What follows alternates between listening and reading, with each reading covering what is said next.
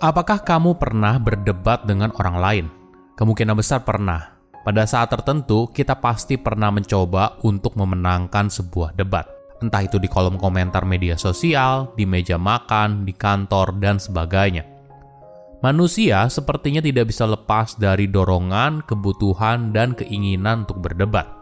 Tapi, seni berdebat yang baik bukanlah semata berusaha membuktikan kamu benar dan orang lain salah. Namun juga bagaimana kamu bisa meyakinkan mereka. Buat apa kamu berdebat jika pada akhirnya setelah selesai berdebat, kalian jadi musuhan dan tidak ngobrol lagi seumur hidup? Ketika kita berdebat, fokusnya bukan hanya untuk memuaskan ego semata. Tapi coba pikir lagi, apa yang kamu inginkan dari pembicaraan tersebut? Apakah kamu ingin orang lain mengubah perilakunya? Apakah kamu ingin idemu diterima? Atau kamu ingin mengubah keputusan orang lain? Menariknya, orang yang jago debat atau bisa memenangkan sebuah argumen bukanlah orang yang pandai bicara, tapi dia merupakan orang yang jago mendengar.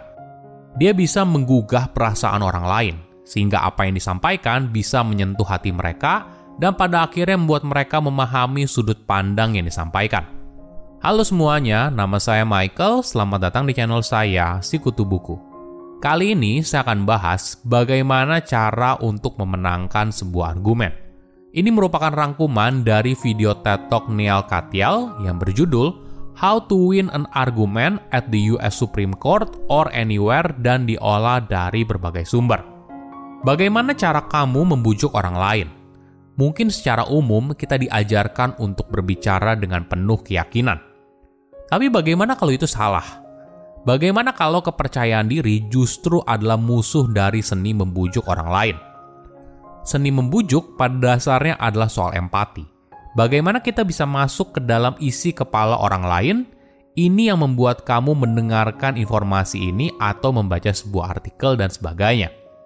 Neil bercerita saat dirinya berjuang untuk memenangkan sebuah kasus hukum di Mahkamah Agung Amerika Serikat. Di awal sesi latihan, Neil pergi ke Harvard dan bertemu dengan para profesor hebat untuk berdiskusi. Meskipun dia sudah membaca sebuah materi yang dibutuhkan, berlatihnya terus-menerus, tapi dia merasa ada yang mengganjal. Argumen yang dia sampaikan tidak menyentuh hati orang lain. Ini yang kadang dilupakan. Kadang ketika bicara soal membujuk, kita hanya fokus pada fakta dan data. Padahal kita lupa, manusia itu pada dasarnya makhluk emosional. Yang mendorong kita bukanlah fakta semata, tapi lebih apa yang kita rasakan. Kembali ke cerita Neil. Jadi ketika dia putus asa, secara tidak sengaja dia bertemu dengan seorang pelatih akting. Dia bahkan bukan seorang pengacara. Ketika mereka mengobrol, pelatih akting itu sadar kalau Neil masih kurang yakin atas argumen yang dibuatnya. Jadi mereka mulai berlatih simulasi bagaimana Neil mempresentasikan kasusnya di depan Mahkamah Agung. Namun, ketika Neil berusaha mengambil dokumen legalnya, pelatih aktingnya lalu tanya, "Kamu ngapain?"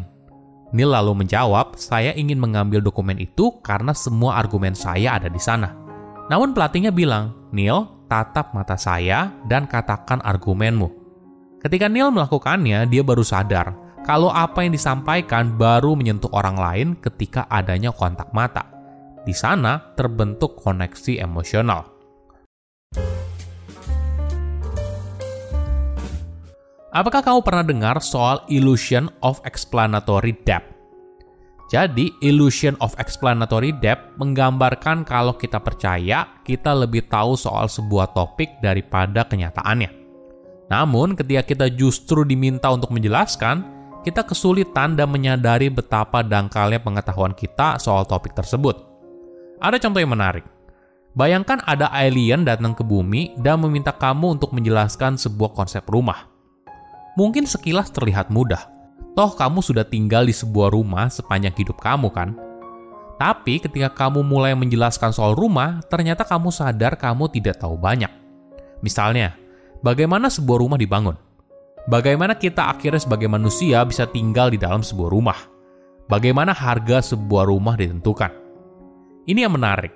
Ilusi kalau kita tahu banyak soal sebuah topik, padahal kenyataannya tidak. Parahnya, kita bisa saja memutuskan sesuatu berdasarkan sebagian informasi yang kita miliki. Misalnya, Kamu tiba-tiba suka pada salah satu capres atau tiba-tiba bersemangat untuk belajar hal baru. Ketika ditanya, apa yang kamu suka dari capres itu? Apa keunggulan dari capres itu? Bagaimana capres tersebut bisa membawa perubahan yang lebih baik? Mungkin kita kesulitan untuk menjawabnya, karena selama ini keputusan kita mendukung capres tertentu mungkin mayoritas didukung oleh perasaan semata. Ada beberapa cara yang bisa kamu coba ketika berdebat dengan seorang. Pertama, tanyakan bagaimana, bukan kenapa. Ketika kita bertanya kenapa, hal ini seringkali membuat seorang jadi defensif. Misalnya kita tanya, kenapa kamu berpikir seperti itu?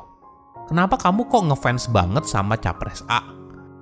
Pertanyaan ini justru terasa seperti tantangan atas keyakinan atau tindakan yang sudah diambil. Namun ketika kita tanya bagaimana, kita memaksa mereka untuk menjelaskan secara lebih detail.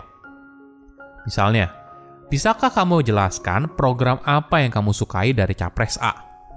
Pendekatan ini mengundang orang lain untuk menyelami proses berpikirnya. Alhasil, ketika menjelaskan, mereka jadi sadar kalau ternyata pengetahuan mereka tentang apa yang sangat mereka yakini ternyata tidak sedalam itu loh. Jadi perlahan-lahan sikap mereka menjadi mulai melunak dan melihat sesuatu dengan kacamata yang lebih objektif. Kedua, isi gap pengetahuan mereka dengan cerita yang meyakinkan. Jika kamu mencoba menghilangkan prasangka suatu kebohongan tertentu, misalnya seperti teori konspirasi atau berita palsu, maka pastikan penjelasan yang kamu berikan adalah sebuah narasi yang meyakinkan dan sesuai dengan cerita yang sudah ada di kepala orang lain. Ada eksperimen yang menarik.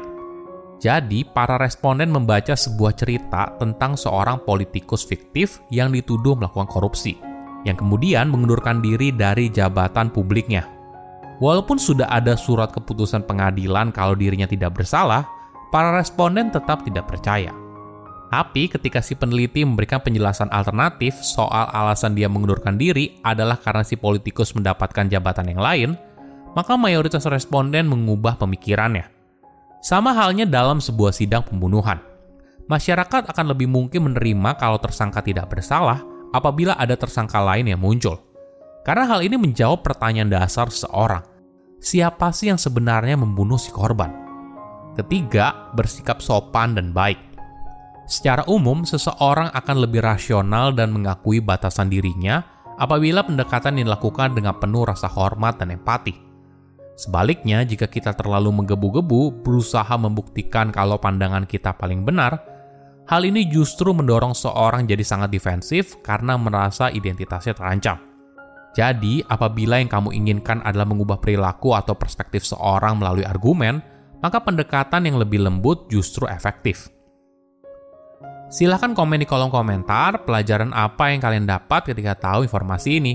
Selain itu, komen juga mau tahu informasi apa lagi yang saya review di video berikutnya. Saya undur diri, jangan lupa subscribe channel YouTube Sikutu Buku. Bye-bye.